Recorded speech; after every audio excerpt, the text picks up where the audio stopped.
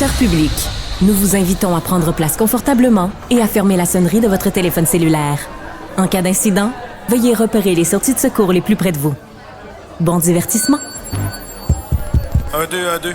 OK, c'est bon, on peut y aller. Sophie Durocher. Elle met en scène les arts, la culture et la société. Une représentation pas comme les autres. Sophie Durocher.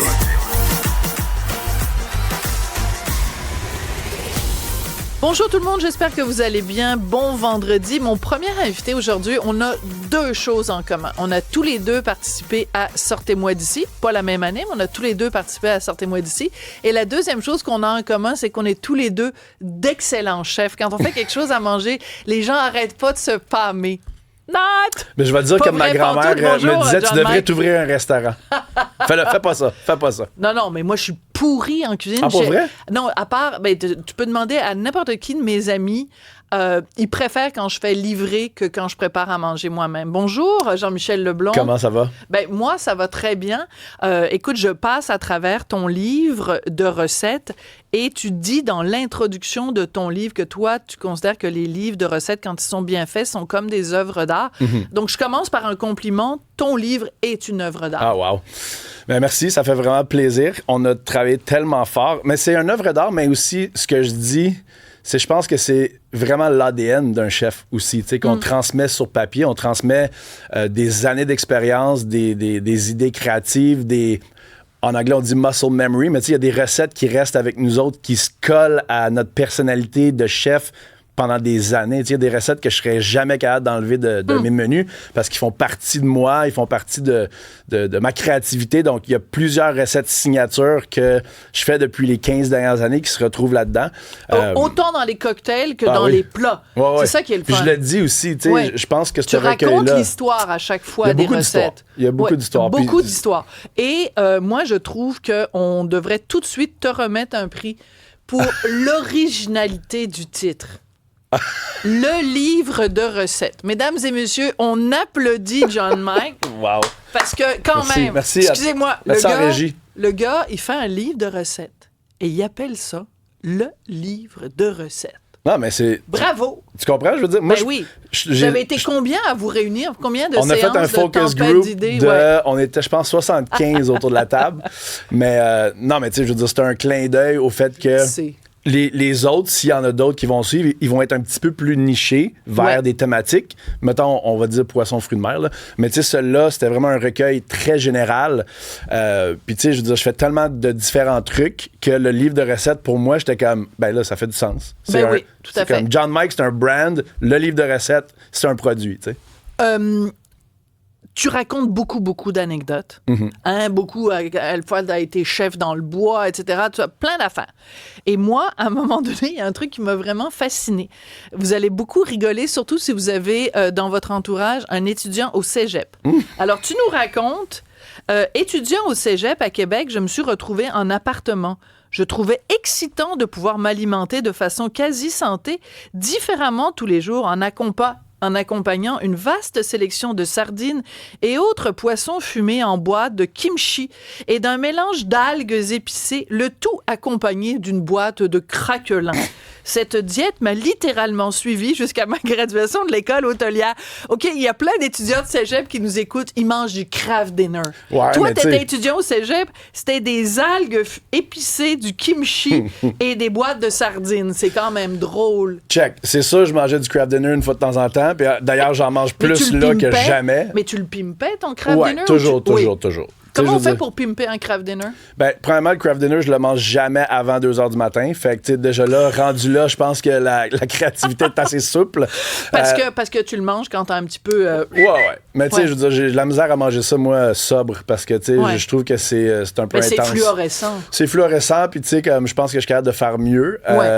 Mais définitivement, je pense que j'en mange au moins une fois semaine. Là. T'es sérieux? Ben oui, des fois, ça fait du bien à l'âme. Tu sais, comme quand il pleut, quand tu viens de finir de faire La du cuisine ski. réconfort. Ouais, 100%. Mais tu sais, pour le pimper, j'ouvre le frigo. Puis moi, j'étais un grand fan de condiments. Puis souvent, je vais juste comme sortir plein d'affaires. Puis je fais juste comme tout rajouter. Là, c'est pas sorcier. C'est juste que je pense que c'est tellement nerd comme goût. Tu sais, c'est fromager puis tout, mais genre, on peut comme littéralement s'amuser. Sriracha? Ben oui. Ben, il faut que ça soit très épicé, là. Oui. Tu sais, Ben parce oui, que... pour cacher le goût. Oui. L'absence de goût. Ouais. Mais je suis contente de voir que malgré toutes tes prouesses culinaires, toute ton imagination, t'es quand même resté aussi un consommateur de craft dinner. Ça me rassure. Ben, c'est clair. non, ben, c'est la plus belle invention jamais. En fait, c'est comme... Je suis très jaloux de ce brand-là. J'aurais aimé ça le créer moi-même, tu sais. Ben oui, des pâtes puis de la poudre. Ouais. C'est comme cheap. C'est tellement cheap à produire. Puis comme c'est délicieux. En fait, c'est comme eux autres, ils donnent le basic package. Après ça, toi, tu peux le pimper comme tu veux. La vie est belle. Voilà, la vie est super belle. Alors écoute, à chaque fois que je te rencontre, comme tu portes un chapeau différent. Tu sais, bon, évidemment, il y a le côté chef, mais tu sais, bon, musique, OK? Allons-y, on va écouter une de tes tunes, Good to the Bone.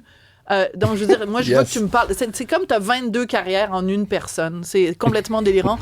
We are the young, let's live it all. Ride a saddle, bring back a buck. Green mountains, a full tank of gas. Rodeos and cowgirls, it's gonna last. We are the young. Rodeos and Cowgirls. D'ailleurs, je suis un peu déçue parce que tu arrives ici, tu as juste une casquette.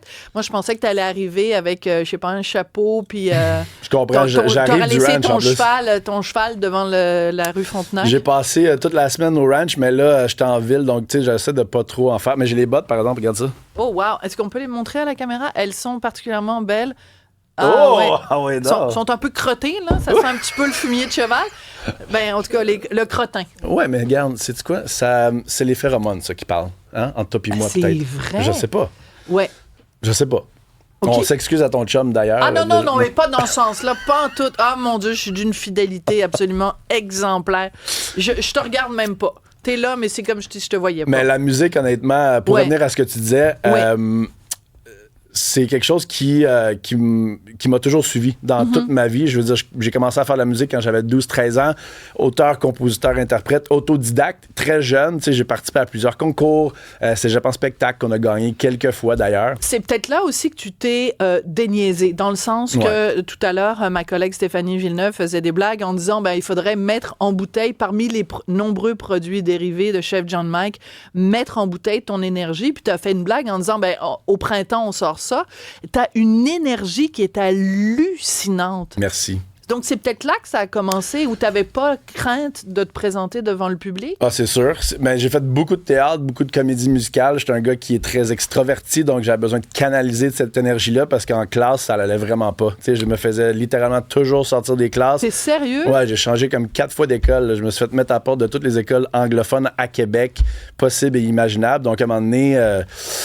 J'essaie de canaliser mon énergie dans l'art et la musique et ça a vraiment fonctionné. Donc, tu sais, jusqu'à un certain âge, puis après ça, rendu jeune adulte, j'ai décidé de choisir la carrière de chef. Mais la musique a toujours resté très ancrée chez moi. Puis lorsque la pandémie a frappé, j'ai ressorti la guitare puis j'ai recommencé à composer parce que j'avais beaucoup de choses à dire. Ben, sortez-moi d'ici, tu chantais aussi. Aussi. Avec Andréana Mallette. Ben oui, puis comme Nathalie Simard, on fredonnait plus avec les couleuvres, là. Mais... On m'a entendu pousser un espèce de cri soprano à un moment donné à 3 h du matin quand j'avais une tarentule grosse comme un ballon de football sur le chest. Ah. Mais ça, c'est une autre histoire. Eh boy. T'en gardes un bon souvenir de Sortez-moi d'ici? Ben oui. En fait, Surtout que t'es revenu cette saison-ci. Ça, c'était t'es très venu cool. après que moi j'étais partie, mais t'en gardes un bon souvenir quand tu penses, quand tu fermes tes yeux puis tu penses au Costa Rica puis Sortez-moi d'ici. C'est plus des épreuves qui te reviennent ou une solidarité humaine ou un bien-être d'être dans la nature, moi, un je mélange pense que de tout c'est ça. un mélange. Je pense que Ouais. c'est un mélange parce que, tu sais, les amis qu'on a faits, tu sais, on se connaissait pas tous, hein. Puis d'ailleurs, Ben non. on se connaissait vraiment pas tous, pas en tout. Ouais. Donc, les amis qu'on a faits pour la vie là-bas, ça, c'est extraordinaire, ça n'a pas de prix. Je te dirais que je te mentirai pas, là. J'en parle ouvertement à tous mes chums, ma famille, mais j'ai plus peur maintenant honnêtement, quand je suis arrivé, tu sais, moi, j'aurais dû mentir, j'aurais dû dire, tu sais, quand ils te demandent tes 3 peurs, là, j'aurais dû dire, ben, j'ai peur des femmes, du vin rouge, puis je sais pas moi, des billets de loto, tu sais. Mais j'ai dit, j'ai peur des serpents, je suis claustrophobe, puis j'ai un peu peur des hauteurs. Ils sont allés vraiment, vraiment fort, puis tellement que là, j'ai comme encore plus peur des serpents. J'ai jamais été aussi claustrophobe de toute ma vie, puis je suis pas capable de monter sur un escabeau. Fait que, tu sais, moi, ça au lieu de... Tu as confronté tes peurs, mais ça pourrait être les pleurs aussi, et ça les a ravivés. Parce que je sais que, par exemple, Patricia Paquin, elle a encore plus peur des serpents maintenant qu'avant d'être enfermée avec des serpents. Ben là, j'espère. T'as-tu vu? Je veux dire, elle, c'était quelque chose. Je l'entends encore crier dans mes oreilles. Donc, évidemment, quand on pense à toi, on pense à Sortez-moi d'ici, mais on pense aussi, évidemment, à Chef des Bois, que tu avais gagné. Et dans le livre, dans ton livre de recettes, tu racontes aussi la fois où tu avais un restaurant de cuisine sur le feu dans le fin fond des bois au Nicaragua. Il y a comme un trait commun entre tout ça, un rapport avec la nature, être capable d'être isolé dans le fin fond de la nature et faire preuve de débrouillardise. C'est quand même l'élément commun entre ces 3 expériences de vie-là. 100%, mais je pense que le fil conducteur, c'est littéralement la cuisson sur le feu de bois qui est très primal chez moi. Que je faisais des feux quand j'avais 5-6 ans dans ma cour arrière avec mon père qui était pompier. C'était comme un peu... Lui, il éteignait des feux, moi, j'allumais. Non, mais c'est à mourir de rire. C'est à mourir de rire parce que j'imagine le petit Jean-Michel, ou je sais pas, John Mike, comment on t'appelait à l'époque, donc en train de faire le feu, puis ton père pas loin avec son gros arrosoir. En tout cas... j'ai rien dit. Il était pas pire. Avec un seau d'eau. Oui, absolument, un seau d'eau. Un seau d'eau.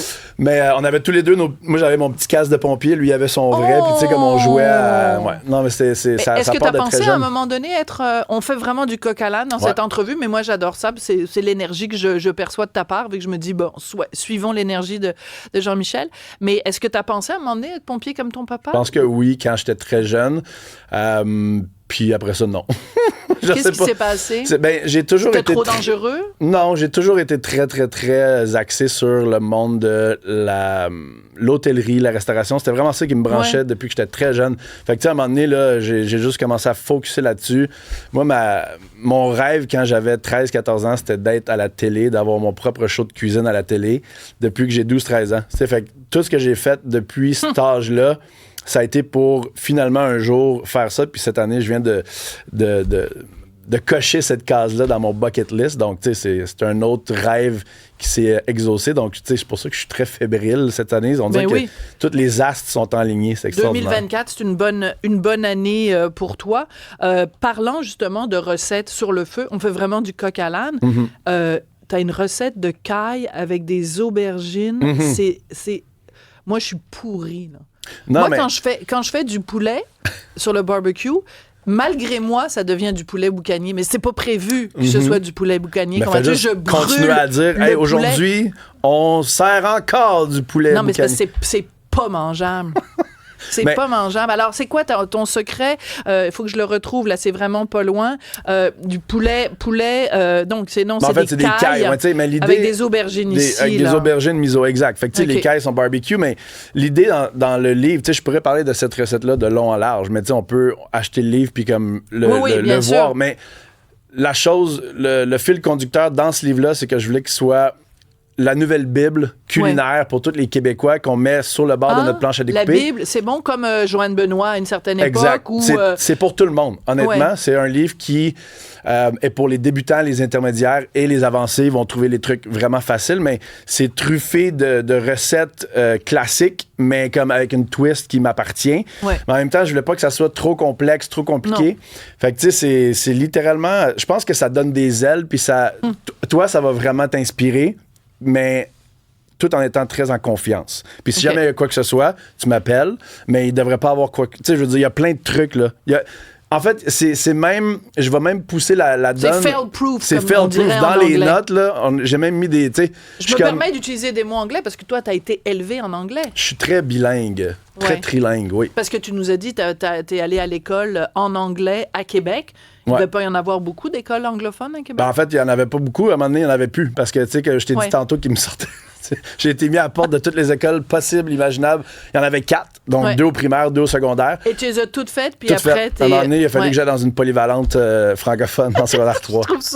Je trouve ça hilarant. Écoute, c'est hyper chouette de te parler parce que c'est vraiment... t'as une énergie absolument contagieuse et de savoir que c'est un rêve que t'avais depuis que t'avais 12 ans, que tout ça est en train de se réaliser, que tu t'étais fixé une trajectoire, que tu l'as suivie, c'est absolument merveilleux. C'est juste plate que maintenant, t'as le vertige quand tu montes sur un petit escabeau. C'est épouvantable, ça, non? Ouais, c'est terrible. On devrait tous poursuivre Jean-Philippe Dion parce qu'il nous a fait vivre des horreurs. Ah, c'est déjà fait, non?